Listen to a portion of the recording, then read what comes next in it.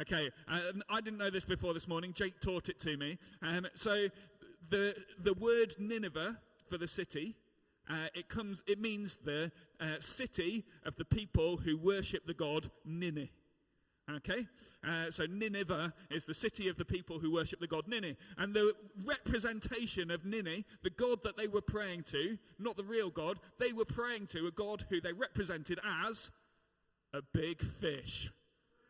So God sends this big fish to spit Jonah up to say, you know where I'm sending to you? I'm sending you to the city of the big fish people. So I'm going to send a big fish to swallow you and spit you up on their city. Okay?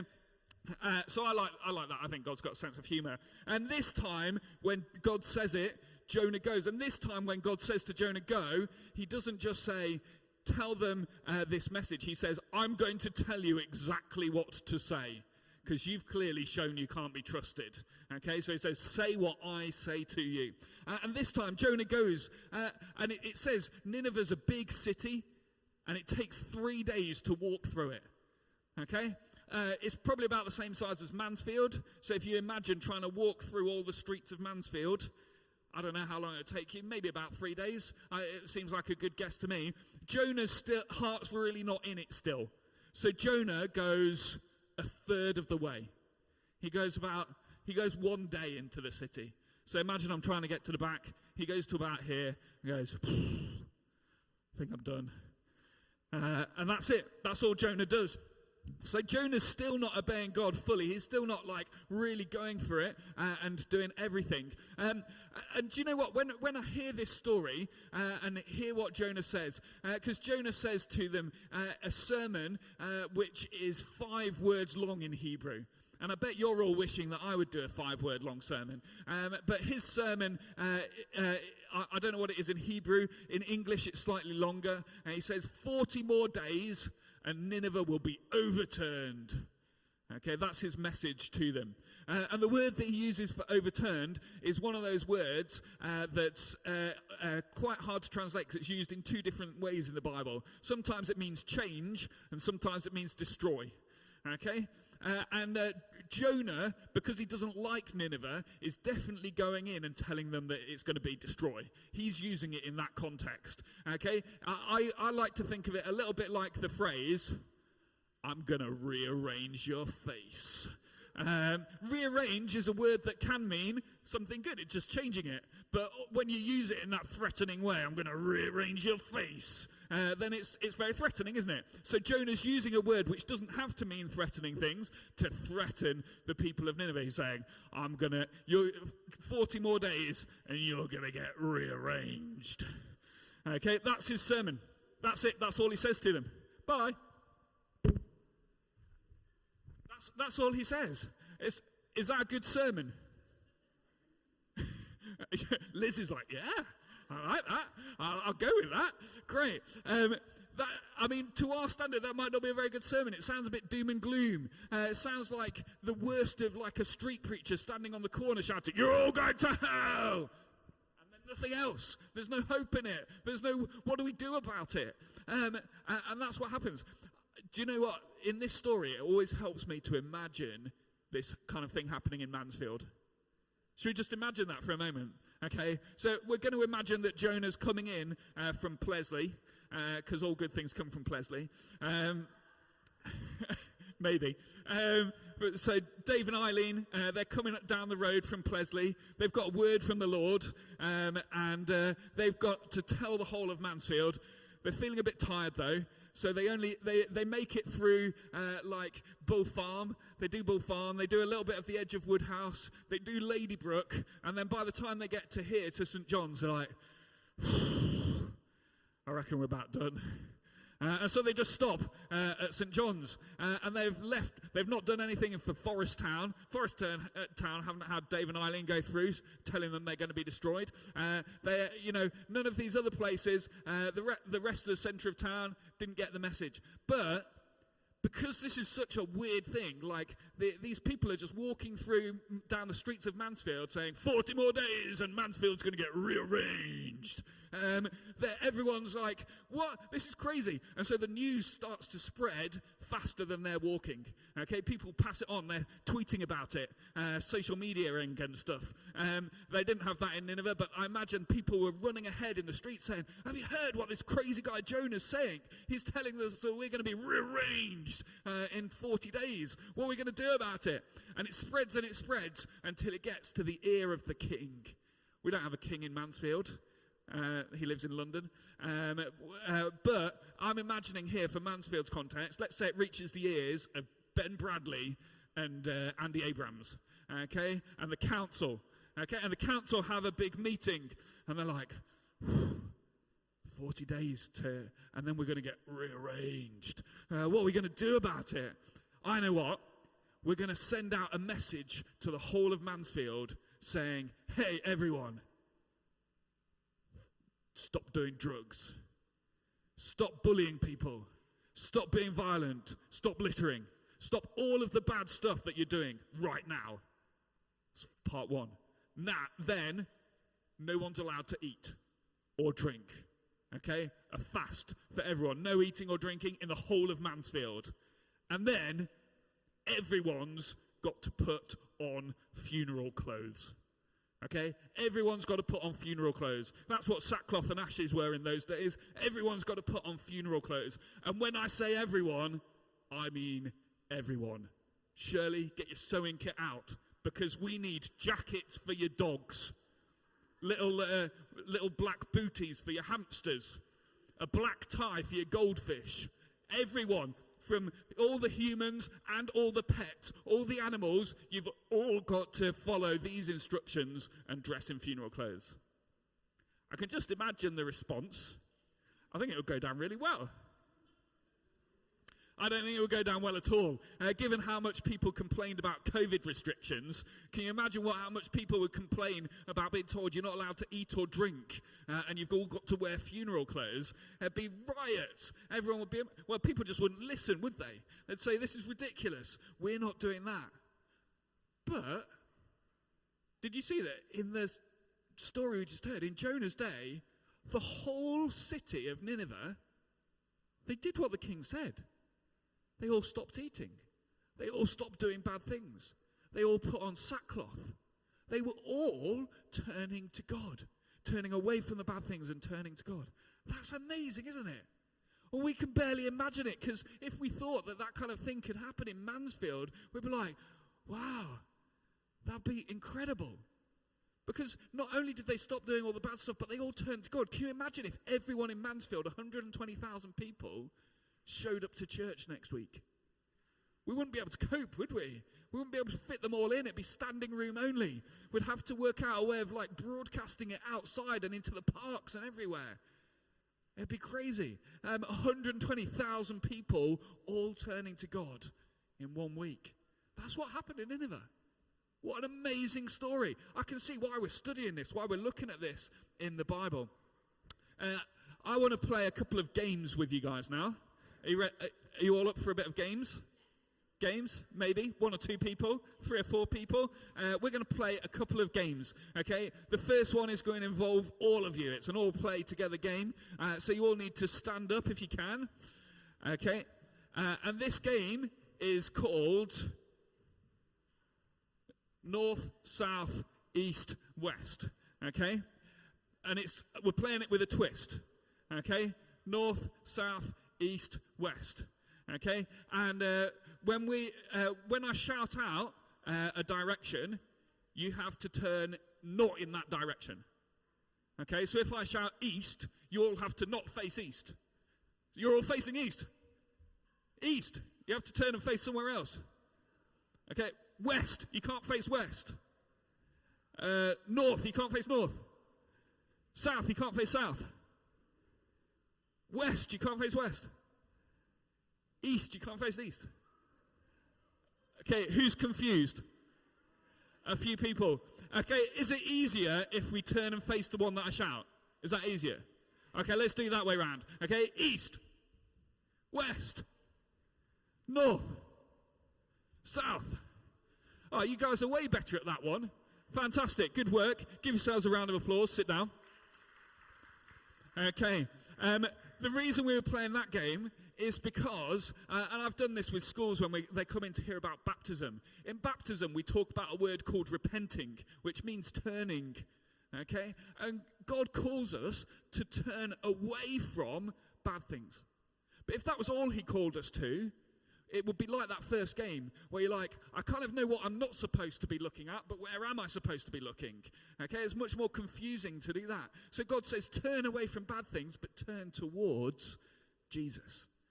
Okay, and that's what's happening in Nineveh. They're turning away from their bad stuff, and they're turning towards God. That's what we mean when we say to repent. That's what we want to do. We want to turn away from bad things and turn towards good. I've got a second game which Ruth's going to come up and help me introduce. This is Ruth's going to put on her sackcloth. Okay, modeling sackcloth for us. Wow, you got a little round of applause there. Okay, so sackcloth was deliberately, in those days, meant to look not very good. Okay, Ruth's managing to pull it off, I think, but it's deliberately meant to not look good. It's meant to be showing that you're really sad. You've taken off all your best clothes and you've just put on sackcloth, which is uncomfortable, and it looks bad, okay, and it's terrible. And the reason they do this, they say in Nineveh, they say, we want to show God that we're really sorry, that we're really sorry for the bad stuff that we've done. And we're going to say, we're not worthy of your love, but we really hope that you do forgive us. We're really sorry. Okay? And so it's like they're almost putting on, they want everyone to get covered with sackcloth, so that it shows that everyone is joining in and saying sorry all together. And they're doing it because they've been told, otherwise you're going to get rearranged. So our version of getting rearranged today is getting wet. Okay? So what Ruth's going to do, these guys over here and anyone that wants to come and join them, in about 40 seconds, you guys are going to get wet. But if you can manage to cover yourself with the sackcloth, then you won't get wet. So if you can shelter behind Ruth's sackcloth, you won't get wet. But if you don't shelter, you are going to get wet. Okay? So 40 seconds and you get wet. We've got some people sheltering. There's room for more people to shelter if you want. 20 seconds left. Anyone else want to come and shelter? Quick. 10, 9, 8, 7, 6, 5, 4, 3. They don't think I'm going to do it, do they? 3, 2, 1.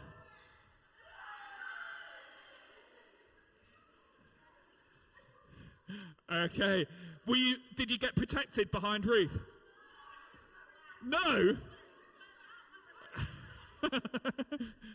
You guys clearly weren't covered enough in sackcloth. Well done, everyone. Give Ruth a round of applause and everyone else who joined in. Great. Okay. Free showers at church, who knew? That's great. So the people of Nineveh, they did what we did. They did that repenting. They turned away from evil and they turned towards God. And they did it not even knowing if that would change the outcome of things. For all they knew, it was still going to be 40 days left and they were going to get rearranged. Okay? They didn't know what the outcome was going to be, but they said, we know it's the right thing to do.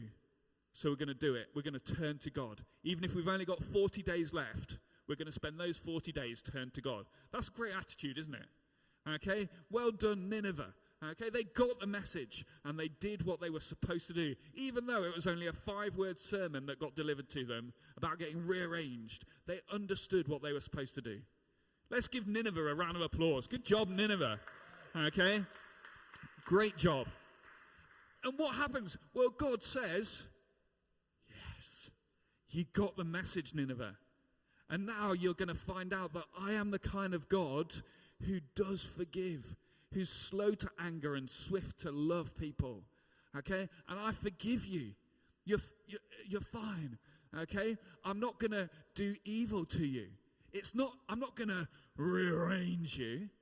I'm going to rearrange you, You've already been rearranged. You've changed. You've moved from your evil ways and you've turned towards me. It's already happened. Okay? God wasn't lying. God said 40 days and Nineveh will be changed. Nineveh's changed. Okay? What God says is true. Jonah had interpreted as, you're going to get changed. But that wasn't what God had in mind. God wanted them to turn to him, and they did. And that's amazing. And so he said, you're not going to get destroyed. Nothing bad's going to happen to you now. You're okay. And do you know what? I think this is really interesting, because that message that Jonah delivered and that change of heart for the people of Nineveh, there's a bit of that that's carried through down the centuries. Because Mosul is one of the most Christian cities in a predominantly Muslim country in Iraq. Okay, it's suffered a bit because under the Islamic State, the Christians there were incredibly persecuted and many of them fled. But up until that point, it was a place of strong Christian witness because they had stuck with turning to God. Okay, they were still Christians there, and they've been Christians there since they were first Christians. Okay, that's how profound the change of Nineveh was. They were a terrible city before that, and then they became a city that was turned towards God. Isn't that amazing? I wonder what we can learn from this. I want to give you 4 5-word sermons that might help you with how we're going to learn from this. Here's the first one. You must turn to God. Okay? The first thing we should learn from this is that if Nineveh does this, we should also do it. We're meant to turn away from evil, turn away from bad things, and turn towards God. Are we ready for God to rearrange us, to change us, to turn us, to make us new, to remake us? Because that's what he wants to do with our lives, and we need to be ready for that. We must turn to God.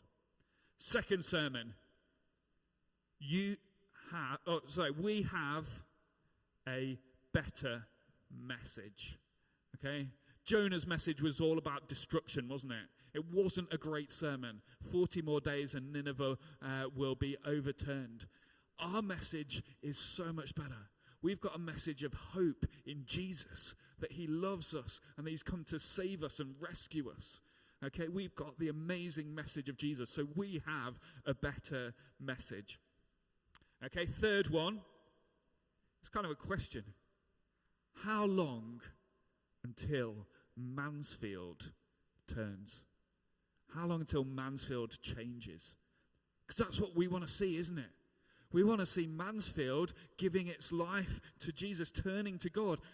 That's what, if we ever talk about revival, that's what we mean. What happened in Nineveh, that's a revival.